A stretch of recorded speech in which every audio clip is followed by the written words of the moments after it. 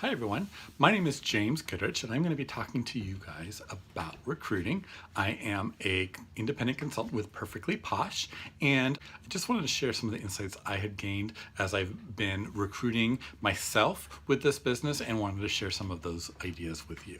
There's three major parts that I have found for myself that have allowed me to be successful recruiting. And I'll go through all three of them and hopefully they will help you with your business. Number one is you've got to build a relationship with your potential recruits. Successful recruiting is really not about you, it's really all about them. Some places you'll hear where they talk about the process of finding recruits as prospecting, and it's just like prospectors who were looking for gold back in the day, that they would purchase a plot of land, and on that land they would search all over, they would dig in the ground, they would look in the riverbeds trying to find where that gold was. And we have to do the same thing with the people that we are looking for to join our teams.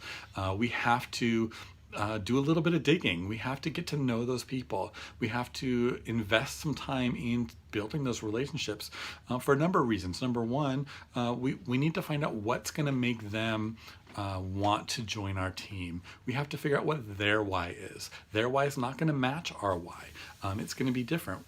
The reason I do this business is very different than a lot of people who've joined my team. I joined this business to be closer to my spouse and be able to problem solve, and that's not necessarily the same reason as someone else who's joined my team because they wanted to have a little bit more spending cash to pay for some bills over the course of each month.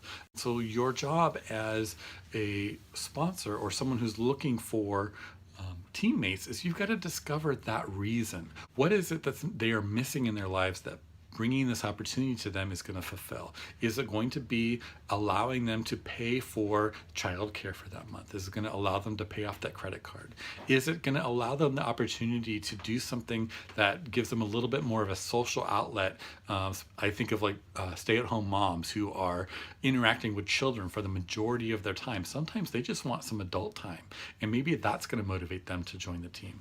Maybe they're looking for friends, or maybe they are a go-getter or an entrepreneur and they are looking for something to be successful at, and they really like that idea, the energy that you can get from growing a business and developing that over time. So you never know what it is from the beginning that is going to spark that interest in someone else unless you take the time to get to know them and become invested in their life and figure out those little idiosyncrasies that maybe are going to help you present the opportunity in a way that they're going to want to join your team. You're also going to learn by getting to know them if the timing is right. We have found most of the time the reason why people reject the opportunity or reject joining is because it's just not the right time for them. And it really has nothing to do with when you need, like, yes, it may be the end of a month or a goal is in place and you need to get that recruit, but that is pretty irrelevant to those people who you're looking to have join your team. You've got to understand their life, what's going on with them, and if the opportunity is right for them. If, say, a couple good examples, like say they're moving next week, it's not the right time for them. They're not going to be able to hit the ground running. They've got other priorities. Maybe they've got a medical reason, or they've got family emergencies that they have to deal with. You're not going to know that information unless you've taken the time to get to know them as a human being and really invested in their life, so that you will know when that time to present that question or present that opportunity is right. And you're also going to hear a lot of people say no, and that's fine. But maybe when they tell you no, it's because the timing wasn't right. It just means not right now. And that is, you're going to be more okay with hearing that no if you know that person and they've gotten to know you as a human being or as a friend. And it will be, sometimes we resist asking people because we're afraid of hearing the word no. So if you've built that relationship, when you actually do hear that no, it'll have less of a sting.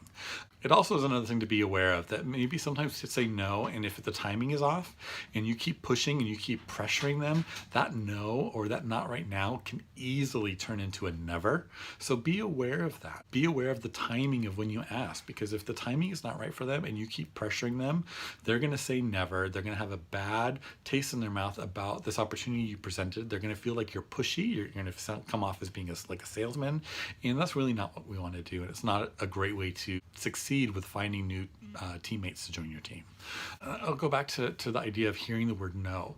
You're going to hear no all the time, and it's different because it's not personal. They're not saying no to you as a human being. They're just saying no to the opportunity. If it helps you, think of going to a diner or something for breakfast. The waitress has a pot of coffee. She's going to walk around to every single table and offer them refills on their coffee. And some people are going to say yes, and some people are going to say no. And a lot of times people say no because of a variety of reasons. Maybe they don't want any more coffee. Maybe their coffee cup is still warm or whatnot. But you know what? That waitress, she doesn't take it personally. She just moves on to the next table and asks them, hey, would you like some coffee? Because she understands that it's not about her as a human being. It's just about that they don't want coffee. So if you can take a little bit of that and apply that to yourself as far as the opportunity and asking people to join your team, they're not saying, hey, Sally, I hate you. Don't talk to me anymore. What they're saying is, you know what? The timing isn't right. I'm not interested at this moment, but let's talk about something else. And let it be that. Don't add any other weight to it, because when you add that extra weight and that extra meaning to it, then that's when it becomes really hard to even start those conversations. So just be aware. If it helps you ever, just think about the waitress. The waitress is going to ask everyone if they want more coffee. Some people say yes, some people say no, and it's not personal. Same thing about the opportunity of joining your team.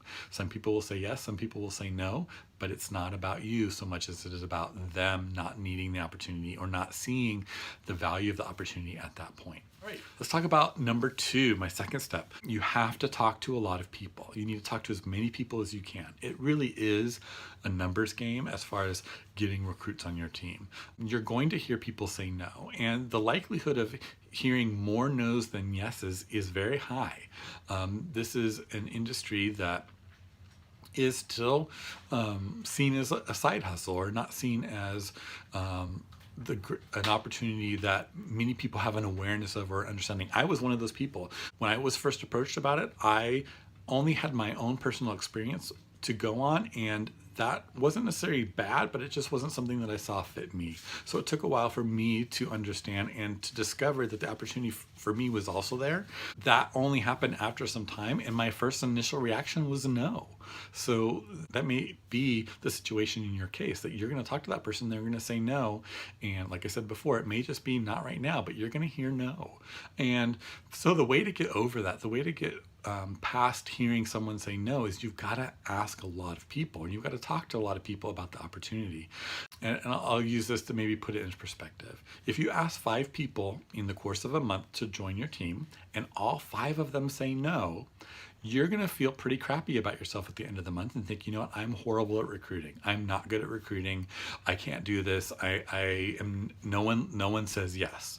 Well, out of the 5 people you asked, correct, no one said yes. Had you asked 20 people, and maybe out of those 20 people, only 3 said yes. So 17 of them said no. You know what you're going to think? You're going to think, yeah, I just got 3 new people to join my team in this month. And you're going to focus on that. You're going to feel great about yourself. You're going to have 3 new team members. And the only difference in those 2 scenarios was the number of people asked. You have to ask enough people to get those yeses. The smaller your group of people that you present the opportunity to, the less likely you are to hear the yes answer, and the more defeated you're going to feel, because you're only going to focus on the fact that you've only heard no's.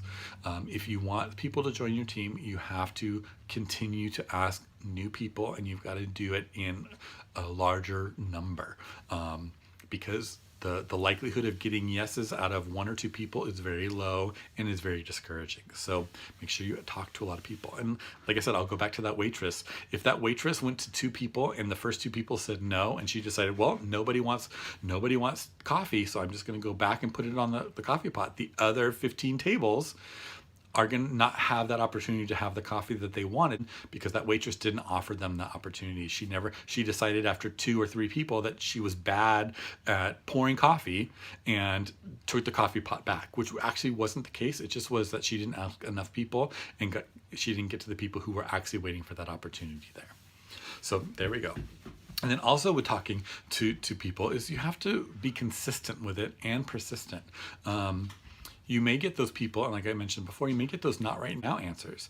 And if you don't follow up and you don't connect to those people that month later when maybe the opportunity is there for them and you just kind of write them off, then you've missed that opportunity to have a new teammate. So when you hear those answers of not right now, or even those no's, as you develop your relationship and you start to see where that individual may be a little bit more open and the timing might be right, make sure you go back. Make sure you go back and present that opportunity again, because if you don't, you've now robbed yourself of that new teammate, and you've also robbed them of the opportunity of joining your team. So be persistent and be consistent. Make those notes, keep those calendars, do whatever it is that you need to do to stay consistent, to make sure that you continue to do this and you continue to ask people, so that you are expanding that range of people you've asked, and you are returning to those people who the timing wasn't right, so you do get those members eventually. This is a long process. It's usually longer than selling a product. Usually products are easier, they're a faster turnaround. People you sell the product to, they understand that if they say yes and they spend that $10, they're going to get the product in a couple days. This is a whole different type of interaction. This is a longer interaction. You may ask or sow the seed today, and the answer may not happen for 3-5 months or even a year later, when that person says, you know what, the time is right for me to join. So understand that it is a different level of awareness of time and how you're going to hear those yeses. Be prepared for that difference in time for results. That's okay. All right, and the last thing I'm going to talk to you about is you have to be honest and authentic.